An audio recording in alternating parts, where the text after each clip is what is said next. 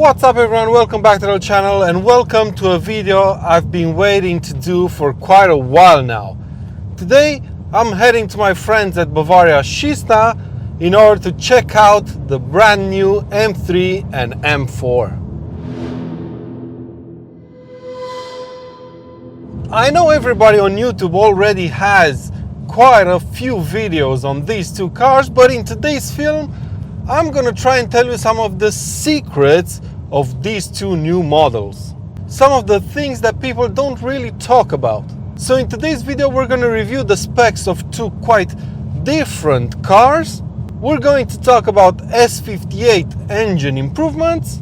And finally I'm gonna tell you which exhaust concept BMW borrowed from some tuning companies and applied to its new M3 and M4. But first, let me show you this Insta360 1x2 camera. The nice people at Insta360 gave me this camera and challenged me to create some unique angles with it.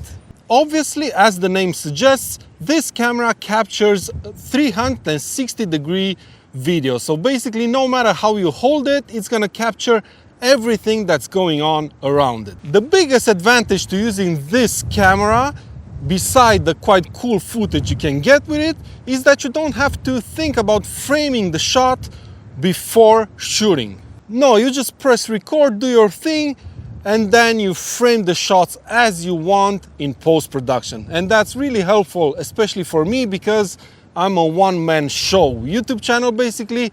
I drive the cars, I film them, and I edit the videos. So yeah, it's really helpful. I've linked this product right below the like button. Make sure you check it out. There's a spring promotion coming up at the end of the month, and you might want to grab one for yourself. Now let me show you the kind of shots you can get with this camera.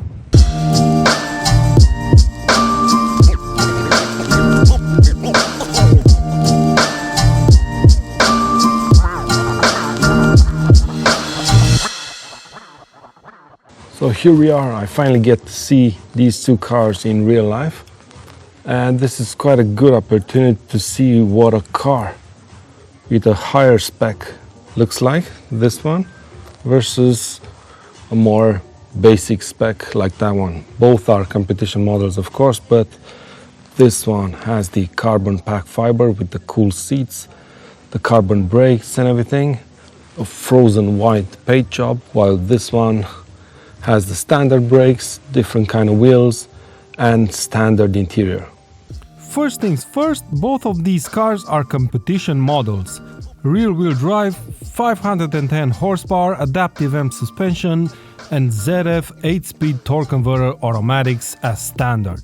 The M4 is finished in this quite fantastic satin white color. I'm not sure how well the camera captures it, but in real life it is amazing. And as you can see, this car features a lot of carbon bits both on the inside and on the outside. First off, you have the track package, a 17,000 euro option that gets you this quite cool 826M jet black wheels, 19s on the front, 20s on the back, ceramic brakes, and on the inside the excellent carbon seats, carbon details on the center console and the steering wheel, and a head-up display. Furthermore, this car features laser headlights and the exterior carbon pack, which gets you some carbon details on the front, the side, and on the back, where the diffuser and the boot lip spoiler are carbon fiber. This M3 on the other hand, even though it costs more than 100,000 euros, quite a bit more, but we'll talk pricing later in the video, is more of a basic competition spec. It doesn't feature any carbon bits, none on the inside, none on the outside. The interior is quite standard, and so are the brakes. It's finished in this quite beautiful tanzanite blue metallic paint job, and it rides on 825M bicolor wheels. Same as the M4, 19s on the front, 20s on the back. Not my favorite wheel design, but it does work pretty well with this blue color.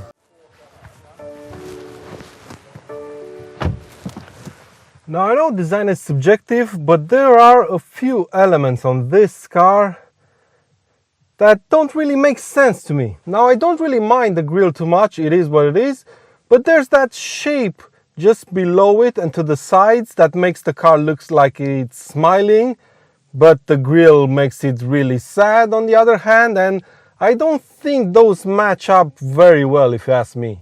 Furthermore, everything on the front of the car looks like it's made from sharp angles and so on. There's the grille, there's the vents and all of that happening over there, but the headlights are rounded.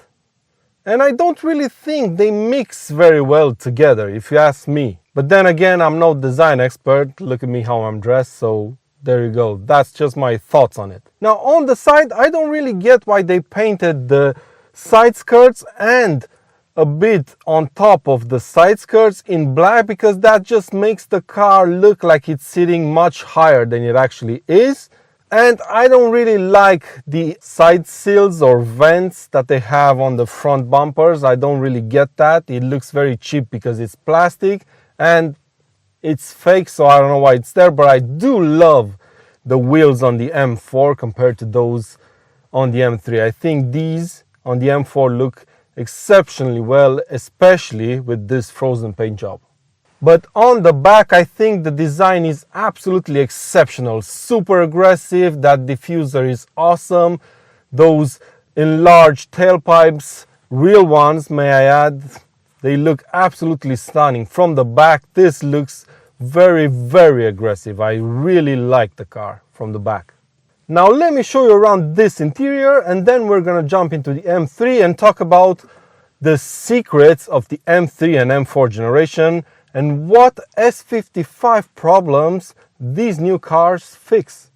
Here's a controversial statement. The interior of this M4 is the best BMW interior I've sat in for a while. It is spectacular. The only thing I'm not sure about is the steering wheel. Not my cup of tea, to be honest, but the paddles and the carbon on it are top notch. The center console features this quite good looking shifter, some carbon fiber from the track package I've mentioned earlier, and have a look at these seats. They make for a perfect driving position. You sit quite low, the seats hug you into place perfectly, and they seem quite comfortable. And just look at that carbon back, spectacular. And not only do they feel and look good, they're also 9.5 kilograms lighter than the standard seats. So are you ready to know or to learn some of the secrets of the M3 and M4, the new ones? Well, they're not exactly secrets, but I haven't heard a lot of people mention it when the reviews came out of these two cars. And the first thing I'm gonna tell you about is the exhaust, because the new M3 and M4 have equal length exhaust systems. Now, if you're a BMW fanatic, this might ring a bell to you, especially if you have an S55 engine car, right? The old M3, M4 and M2, because a few companies out there actually fixed the exhaust noise of the S55 using equal length exhaust systems. Now I have a video explaining why an equal length system fixes the sound of the S55, and I'll link it right below the like button if you want more details on that one. But apparently on these new cars, BMW has kind of borrowed that idea from tuning companies, so there you go. In theory, at least, these two cars will sound better than the ones they're replacing. Now, the other issue that the S55 engine equipping these two cars has apparently fixed is the S55, the old engine's crank hub issue. Now, I'm gonna put a couple of links right below the like button if you want to see and learn a bit more about this crank hub controversy for the S55 engine. But apparently this new one addresses that specific issue. Now, BMW hasn't officially said they've addressed that, because that would mean admitting fault, but there you go. It is fixed now.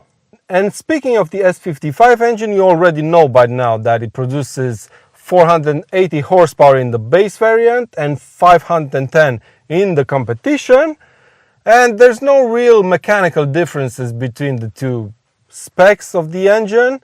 It's just that the competition has more cooling, if I remember correctly. But if you want an automatic, you're gonna have to settle with the regular torque converter automatic from ZF, the 8-speed, which is quite good. But that means that the old double clutch gearbox is now gone. And beside the fact that the ZF is not as sharp and as crisp as a double clutch transmission, fitting this gearbox to the new M3 and M4 also affects the engine. Meaning the old S55 engine had a red line at around 7600 RPM, which is quite high for a 6-cylinder engine, but the new one lowers that red line to 7200 RPM because the ZF 8-speed transmission can't handle high revs, unfortunately.